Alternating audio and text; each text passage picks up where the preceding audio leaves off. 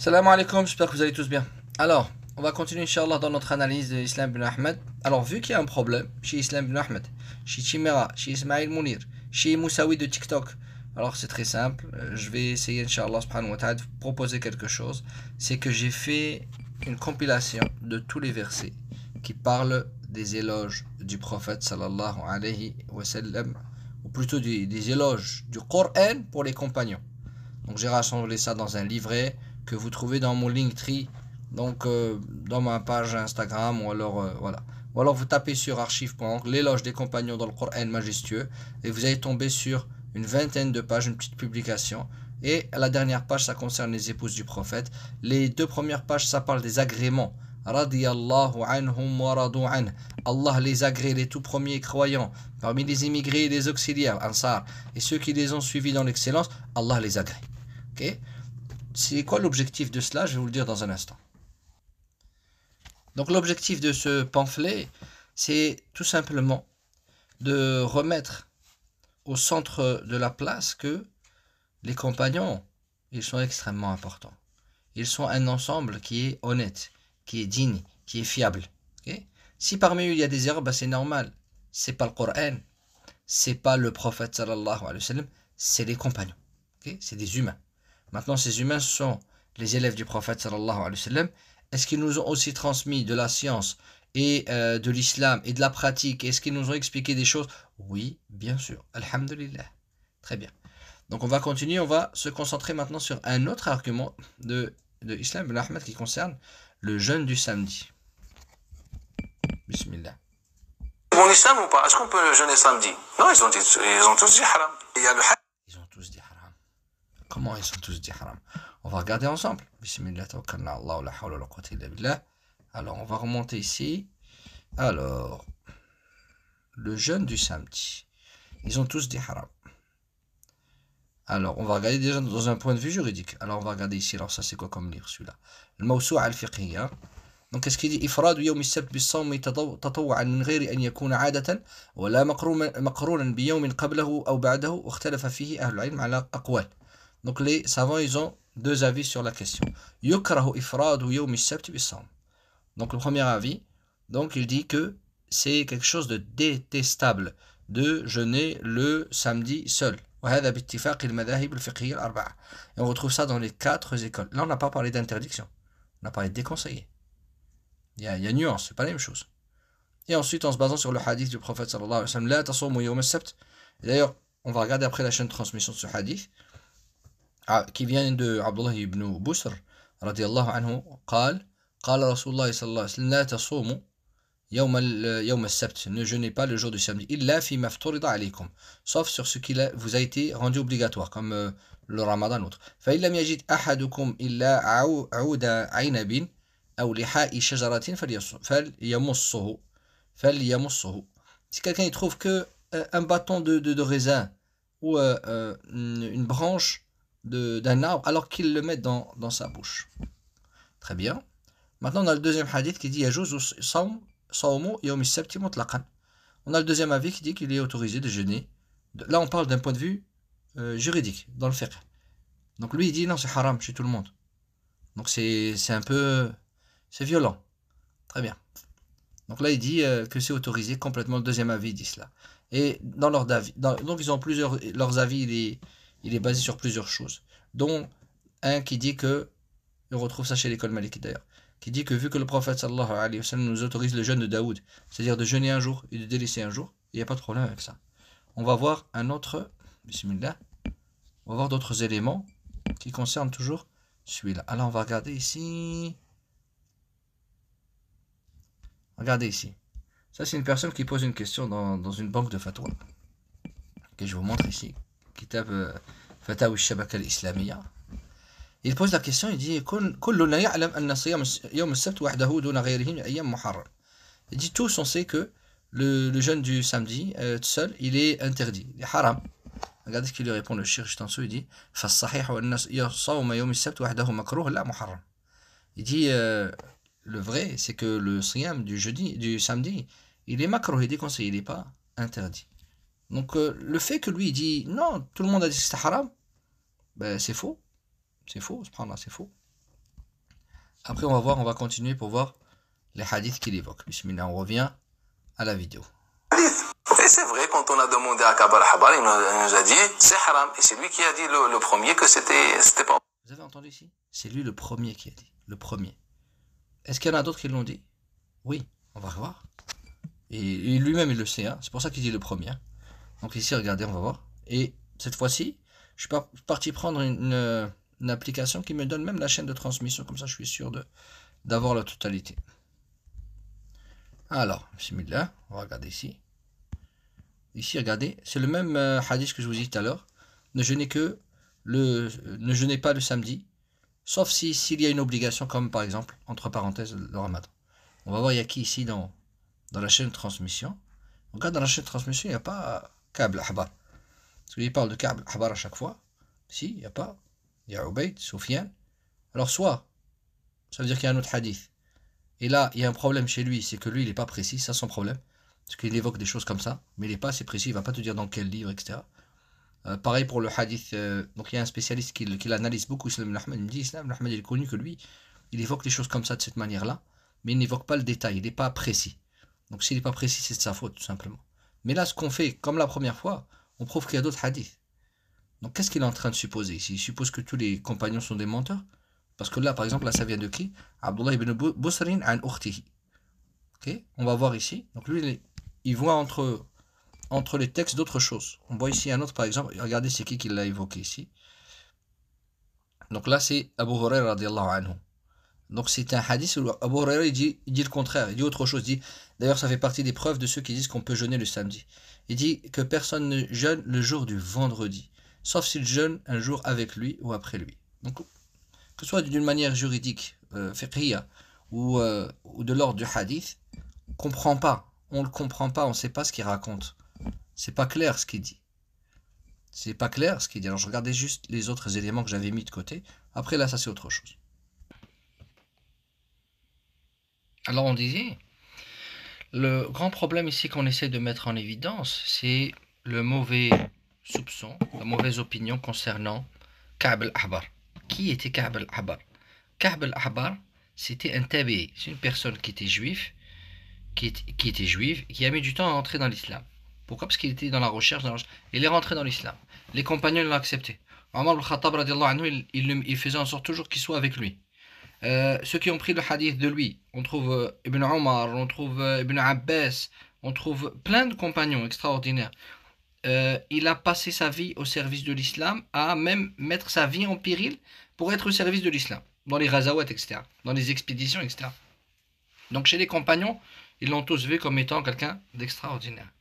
Chez ceux qui sont venus après, on va trouver Dhahabi qui a répertorié les compagnons quand il parle de lui. Il dit que c'est quelqu'un qui était extraordinaire. On trouve d'autres compagnons qui ont écrit sur lui. Alors, je pense à Abu Darda radiallahu anhu, oui, c'est Abu Darda radiallahu anhu ardah qui dit il avait une science qui était extraordinaire. À tel point qu'imaginez qu'il était successeur tabi'i, mais tellement il allait vers la science, il allait vers les compagnons pour prendre des hadiths d'eux. Et voilà qu'il y avait d'autres compagnons qui n'avaient pas ces hadiths-là et que lui il diffusait ces hadiths-là. Alors, certains, ils l'ont soupçonné. Et ils ont douté de sa probité, mais avec quel fondement? Si les compagnons l'ont accepté, les savants ils l'ont accepté, Dhahabi il a bien parlé de lui. Il a dit des choses extraordinaires à son encontre en disant c'est quelqu'un de droit, de juste, etc. Ibn Hajar al-Asqalani, celui qui a expliqué dans le Fath al-Bari, le Bukhari, il n'y a pas meilleure personne qui a expliqué les hadiths de Bukhari que le Hafiz Ibn Hajar al-Asqalani. Qu'est-ce qu'il a dit à son encontre? Il a dit thiqa. C'est quelqu'un de digne. On peut prendre la parole de lui. Mais on va lui reprocher qu'il racontait aussi des choses qui se trouvaient dans les livres. Mais le prophète a dit dans le hadith, hadithu an bani Israël wa la haraj. Vous pouvez parler des histoires de Banu Israël wa la haraj. Et aussi il nous a donné, il y a un hadith qui fait autorité sur ce sujet-là, que le Rasul sallallahu alayhi wa sallam va nous dire la tukadhibuhum wa la tusaddiquhum. Ou le contraire plutôt, la tusaddiquhum, ne leur accordez pas vérité à tout ce qu'ils disent, n'accordez pas vérité à ce qu'ils disent et ne démentez pas ce qu'ils disent. Okay. Donc on doit toujours rester neutre. On a le droit d'écouter, on a le droit de transmettre, mais on prend une marge de sécurité. Alors pourquoi? Le prophète nous dit pourquoi d'ailleurs dans le même hadith, il nous dit parce que si jamais vous dites que c'est vrai alors que c'est faux, il y a un problème, et que si jamais vous dites que c'est faux alors que c'est vrai, il y a un problème.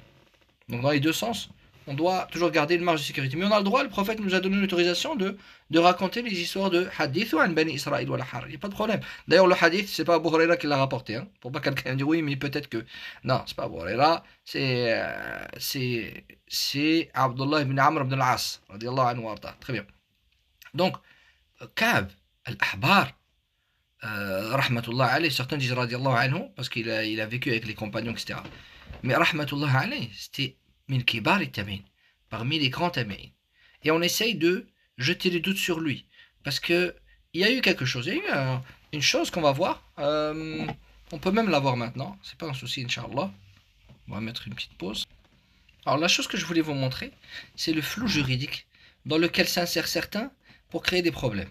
Parce qu'il y a une chaîne de transmission comme ça, il y a Abu Hurairah radiallahu anhu et il y a Ka'b al-Ahbar.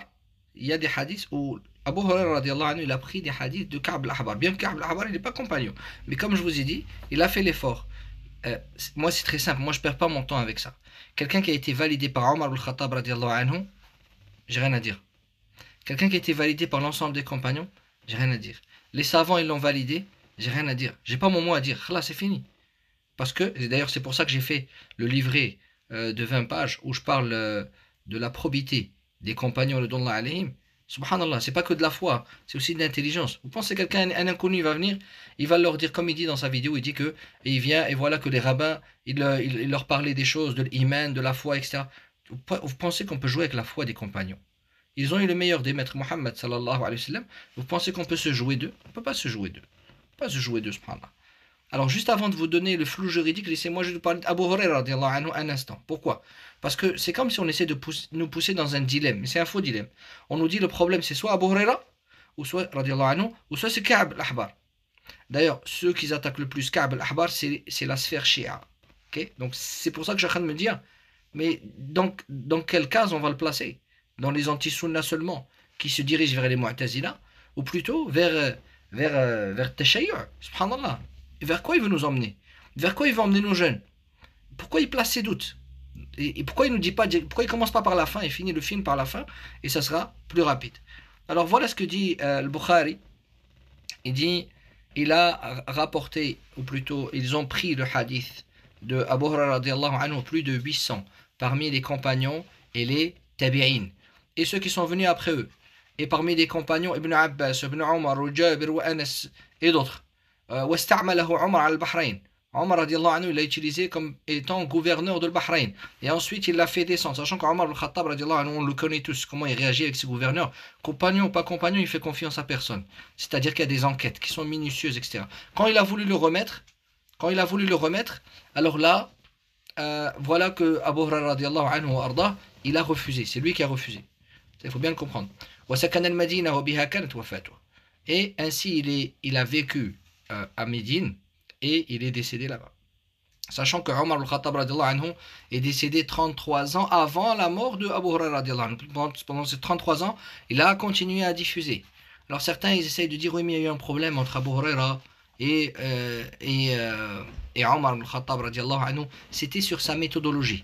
Parce que Abu Hurairah ou Ka'b al-Ahbar, eux ils faisaient des choses que ça n'existait pas au temps du prophète sallallahu alayhi wa sallam, c'est qu'ils réunissaient les gens et ils récitaient les hadiths, un par un. Et ça donnait beaucoup de hadiths. Et ça, sur le long terme, Abu Hurairah radiallahu anhu, il n'aimait pas cette méthodologie parce que le prophète, il faisait pas comme ça. C'était pas la méthodologie du prophète. Le prophète, il parlait peu et il donnait beaucoup de sens dans ce qu'il disait. Et il parlait plusieurs fois, à plusieurs moments dans la journée, dans la semaine, et ça suffisait. Mais là, voilà que, et eux, ils restaient des heures et des heures, ils parlaient des hadiths. Et c'est comme s'ils mettaient de côté un peu le Coran. Donc c'est sur la pédagogie que Omar al-Khattab radiallahu anhu lui en a voulu, et il l'a menacé de le renvoyer dans son pays. Et pareil pour Ka'b al-Ahbar, pareil, il l'a menacé de le renvoyer dans son pays, mais pas plus, pas moins. C'est-à-dire que s'il l'avait accusé de mensonge, pensez-vous que juste il l'aurait exilé, il l'aurait éloigné? D'ailleurs, c'est ce qu'il n'a pas fait, au contraire, il l'a nommé gouverneur, et ensuite il l'a déchu, et après l'enquête, le temps de l'enquête, et ensuite il a voulu le remettre, et il a refusé. D'ailleurs, et on a un autre hadith que Zahabi nous rapporte, je vais essayer de vous le trouver, Inch'Allah, dans un instant. Voilà ce que nous rapporte l'imam Zahabi. Il nous dit Balagha Omar hadithi. Donc Omar il a entendu mes propos. Fa'arsala ilay, il m'a envoyé. Et ensuite, il m'a posé la question, est-ce que tu as entendu le hadith Man kadhaba alayya muta'ammidan falyatabawwa maq'adahu min an-nar, que celui qui ment à mon sujet, le prophète a dit, c'est un hadith, celui qui ment à mon sujet alors qu'il se prépare sa place en enfer. Et après cela, donc il a répondu par l'affirmative et ensuite il a dit imma idhan fadhhab fahaddith. Maintenant que tu connais ce hadith et que tu évoques, c'est comme s'il lui a dit, vu que tu transmets le hadith avec cette norme-là, tu fais attention à ce que tu dis, il n'y a pas de problème, tu peux parler. Ok, donc il faut bien comprendre, Omar ibn Khattab radiallahu anhu, il avait peur de la pédagogie, il avait peur que aussi qu'il s'immisce des hadiths qui sont faux, c'est juste ça. Mais après il a été rassuré et il a toujours accordé sa confiance à Abu Huraira. Et la preuve, c'est que son fils Ibn Omar, il prenait le hadith, c'est Abu Huraira radiallahu anhu warda. Voilà que Ibn Omar par exemple va dire Ya Aba Huraira kunta alzamuna li rasulillahi sallallahu alayhi wa sallam, kuntu alzamana li rasulillahi sallallahu alayhi wa sallam, tu étais celui qui était le plus assidu au prophète sallallahu alayhi wa sallam, wa a'lamuna bi hadithi, celui qui avait le plus de connaissances concernant tous les hadiths qui entourent le prophète. On trouve ça chez Al-Mustadrak. On trouve aussi Talha ibn Ubaydillah radiallahu anhu qui dit La ashukku anna Aba Huraira sami'a min rasulillahi sallallahu alayhi wa sallam ma lam asma'. Compagnon qui dit j'ai aucun doute que lui il a entendu des choses que moi j'ai pas entendues. وكذلك أثنى على حفظ أبي هريرة وعلمه روى الأعمش عن أبي صالح ما كان أفضلهم أي الصحابة ولكنه كان أحفظ. Toujours le même compagnon qui va évoquer, qui va dire quoi? Qui va dire que c'était pas le meilleur des compagnons, mais c'était celui qui apprenait le plus de choses. Shafi'i, même Shafi'i. Combien de musulmans sont shafi'ites? Qu'est-ce qu'il dit Abu Huraira ahfadhu man rawa al-hadith fi dahri? C'est celui qui a appris le plus de hadiths dans son époque. Alors on parle à chaque fois de 5374 hadiths, mais après quand on enlève les doublons, on va retomber entre 1500 et 1600 hadiths. Il y a une recherche. Je vais essayer pareil de vous la mettre dans mon Linktree, Inch'Allah, pour ceux qui cherchent, ceux qui veulent savoir les détails, pour être tranquille, pour être apaisé de cette chouba. C'est une chouba, c'est un faux semblant qu'on essaie de nous mettre dans notre route, mais c'est faux. Aussi, ce qui est intéressant, c'est que beaucoup des hadiths que lui il va évoquer, il y a des hadiths faux, il y a des hadiths vrais. Ok, il y a des hadiths, on a réussi à prouver qu'ils étaient vrais. Tous les hadiths faux, on les met de côté. Donc là, on retombe. Là, on était à 1500, là, on retombe. Ensuite, on va regarder, il y a beaucoup de hadiths que lui, c'est ses avis, c'est ses conclusions à lui. C'est comme des conclusions de fiqh. Et ça fait partie des 1500, donc ça retombe encore. Ensuite, on va regarder quand? On va regarder qu'il y a des hadiths, il les prend par intermédiaire. C'est des hadiths qu'il va aller prendre de Abu Bakr as-Siddiq, de Omar al-Khattab radiallahu anhu. Donc là, pareil, on va retomber des 1500, on va retomber au fur et à mesure. Qu'est-ce qu'on va voir aussi? On va voir que 90%, il y a une recherche sur cela, une recherche sur que les hadiths de Abu Hurairah radiallahu anhu, et qui dit que 90% des hadiths de Abu Hurairah radiallahu anhu, il y a d'autres compagnons qui ont dit la même chose aussi. Ok, soit dans le sens, soit dans les mots. Donc, voilà. Le fait que lui, Abu Hurairah radiallahu anhu, il est vécu 33 ans après la mort de Omar ibn Khattab radiallahu anhu, ça joue aussi. Parce que plus on avance et plus les gens ils posent des questions sur la religion. Moi au début. Donc c'est pour ça qu'on va trouver Abu Bakr as-Siddiq radiallahu anhu, Omar, ils ont que très peu de hadiths. Parce qu'à l'époque tout le monde comprenait et tout le monde avait pris déjà du prophète directement. Pourquoi on va prendre de quelqu'un d'autre alors qu'on a pris de la personne directe du prophète sallallahu alayhi wa sallam? Abu Bakr as-Siddiq il est décédé 2 ans après la mort du prophète sallallahu alayhi wa sallam. Il est plus grand qu'Abu Hurairah bien sûr. Mais ça reste que, voilà que, il a vécu plus longtemps, quarantaine d'années après Abu Bakr as-Siddiq. Pareil pour Omar al-Khattab radiallahu anhu, après, comme je vous ai dit, 33 ans après sa mort. Donc voilà que Abu Hurairah radiallahu anhu, qui lui s'était investi dès le début, à prendre et à donner. Il s'est investi sur les deux sens. Qu'est-ce qu'on trouve encore?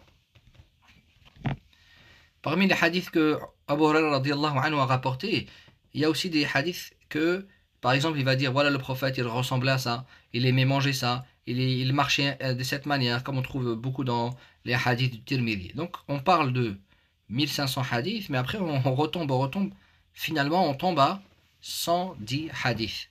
Quand on redescend comme ça, avec tout ce que je viens de vous dire, on retombe sur 110 hadiths. Alors, la recherche, pour ceux qui la recherchent, donc elle s'appelle Adadu Ahadith Abi Hurairah, Tahqiqun wa Istiqra'. Donc une recherche, comme des statistiques si vous voulez. Donc le véritable nombre des hadiths de Abu Hurairah radiallahu anhu. Donc voilà, même 5000, imaginons que ce serait 5000, c'est pas extraordinaire. Parce qu'il a vécu avec lui, non pas une année comme le disent certains, mais 3 ans et quelques mois. Où il était tout le temps avec la personne du prophète sallallahu alayhi wa sallam. Vous accompagnez quelqu'un 1 an et à la fin vous écrivez un livre sur lui. D'ailleurs ça se passe. Hein. Il y a des gens qui sont extrêmement populaire dans ce monde, ben, ils prennent quelqu'un qui est un écrivain, et ils lui demandent de rester quelques mois avec lui, d'écrire un livre avec lui, ou d'écrire sur lui, voilà une biographie, et voilà, ça se fait. Donc il n'y a pas de problème avec ça. Après aussi, il y a un argument qui dit que, mais comment ça se fait que lui, il a donné autant de hadiths et que les autres qui ont vécu autant du prophète sallallahu alayhi wa sallam, ils n'ont pas donné autant de hadiths.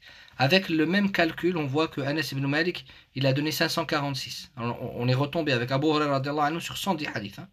Anas ibn Malik, Abdullah ibn Omar 480, Abdullah ibn Abbas 450, Jabir ibn Abdullah 400, Aisha 392, Abu Sa'id al-Khudri 312, Abdullah ibn Mas'ud. Tout ça, c'est la même recherche que je vais vous mettre dans mon Linktree, Inch'Allah.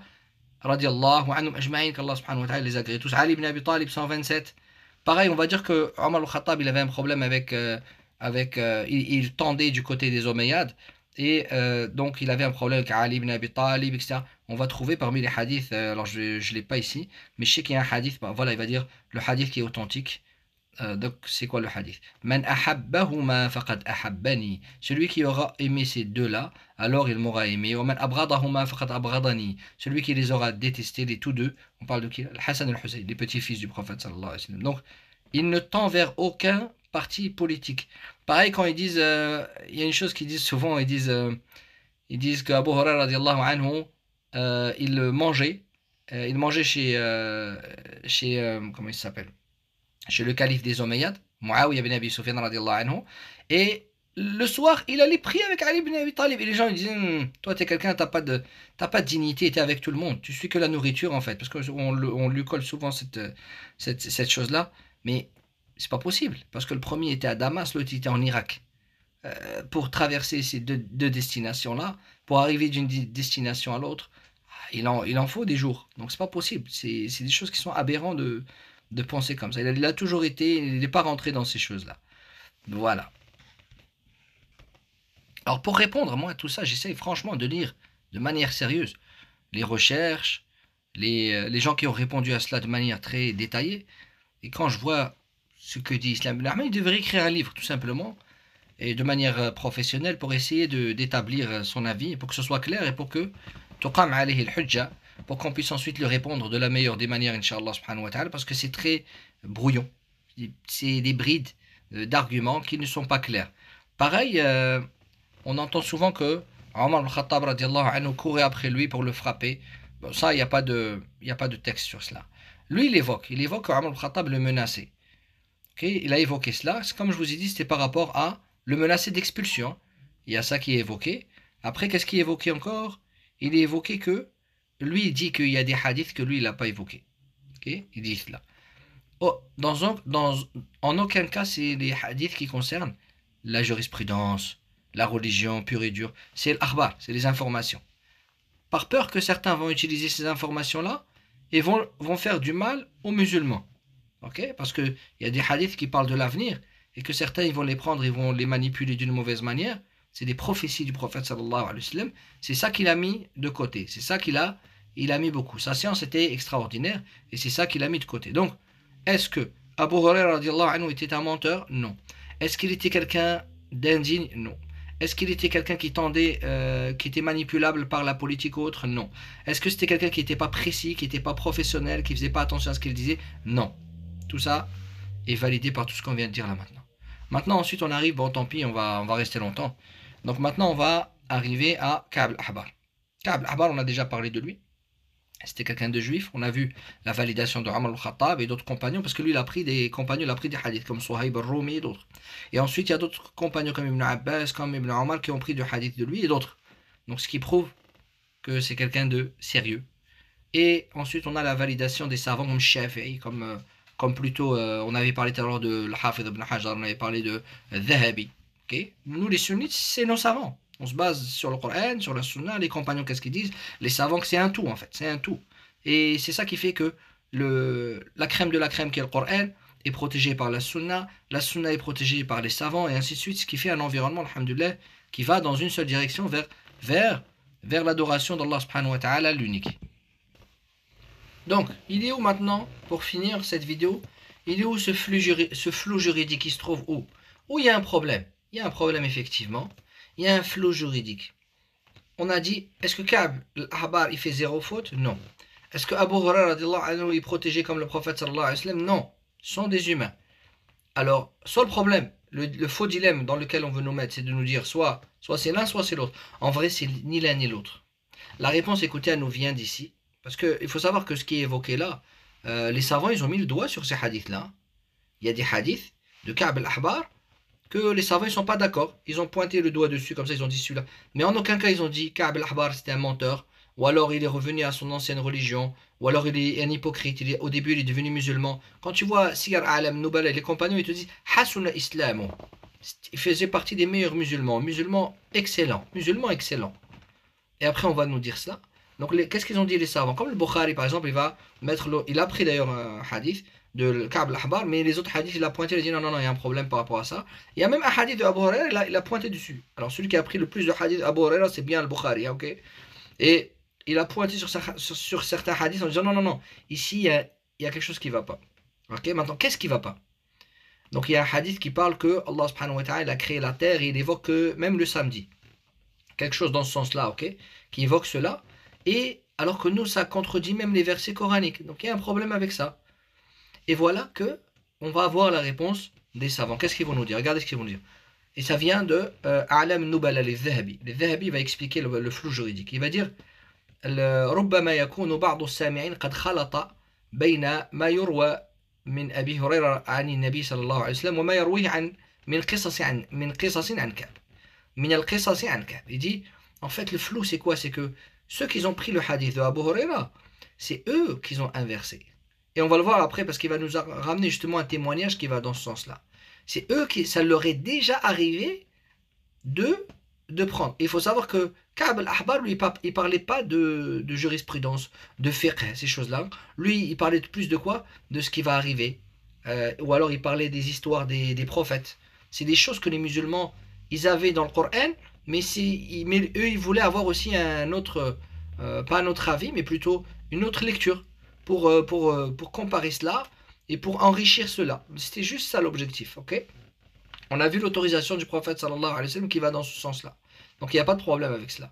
Maintenant, ce qui se passe, c'est que le problème, c'est pas ni Ka'b al-Ahbar, rahmatullah alayhi, soit c'est pas aussi Abu Huraira radiallahu anhu. Mais le problème, c'est ceux qui viennent après. Ceux qui viennent après, il leur est déjà arrivé et ça a été dénoncé. Alors regardez ce qu'il dit Busr ibn Sa'id. Il dit Ittaqullah. Il parle aux gens de sa génération, craignez Allah. Faites attention à ce qui sort de votre bouche, les hadiths que vous évoquez du prophète. Par Allah, je jure qu'on était assis. Je me souviens qu'on était assis avec Abu Huraira. Il racontait des hadiths en partant de la source du prophète. Le prophète a fait, le prophète a dit, le prophète a été ainsi. Et ensuite, il nous parle aussi de Ka'b. C'est-à-dire les histoires de Ka'b qui viennent de Israélites. Israélites, c'est les histoires des gens du livre. Et ensuite, ensuite Abu Huraira, il part. C'est-à-dire que lui, il est innocent de ce qui va se passer après.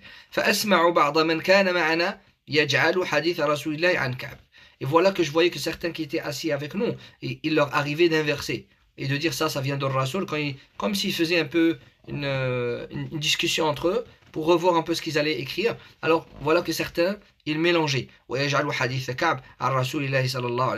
Et d'inverser aussi, prendre le hadith de Ka'b, c'est ce qu'il évoquait lui de l'Israélite, de les mettre parmi Qala Rasulullah.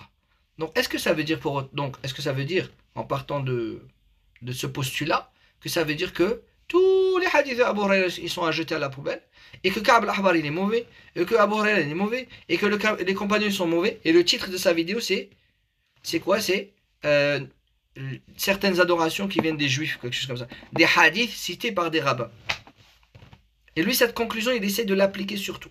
Alors je vais faire une dernière vidéo sur Islam ibn Ahmed.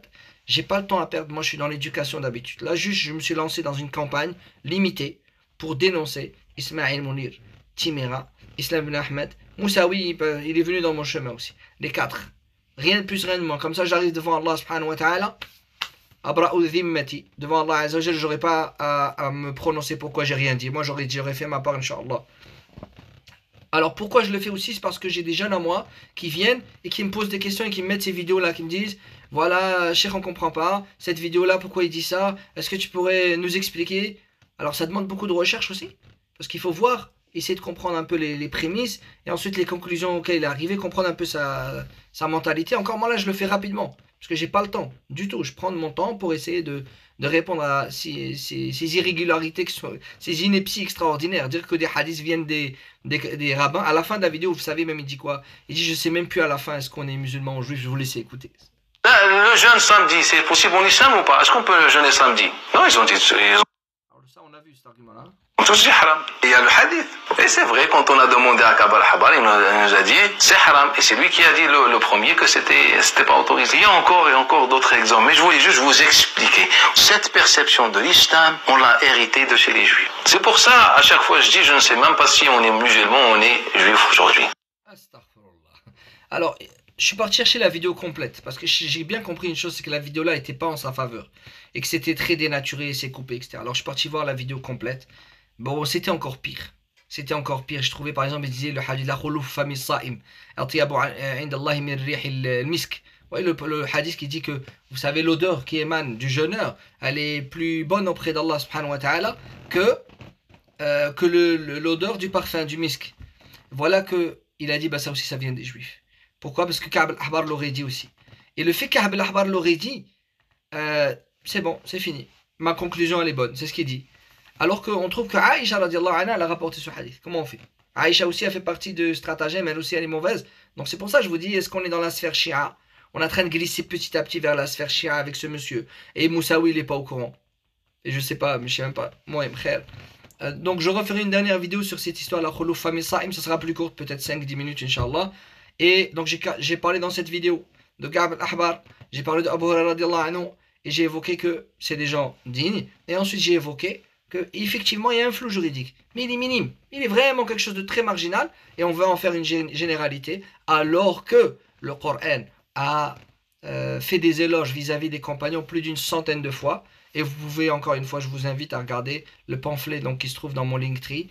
Donc j'ai rassemblé, j'ai compilé tous les versets où Allah subhanahu wa ta'ala il parle bien des compagnons. Donc dans mon pamphlet, il doit y avoir peut-être une soixantaine, une cinquantaine de versets. Les premiers, c'est les agréments. Radiallahu anhu wa radu an. Allah subhanahu wa ta'ala est satisfait d'eux. Et les autres, c'est des éloges. Mais vous allez voir qu'à chaque fois, ça revient sur les compagnons. Barakallahu fikum pour ceux qui ont suivi la vidéo jusqu'à la fin. Barakallahu fikum. Assalamu alaikum wa rahmatullahi ta'ala wa barakatuh.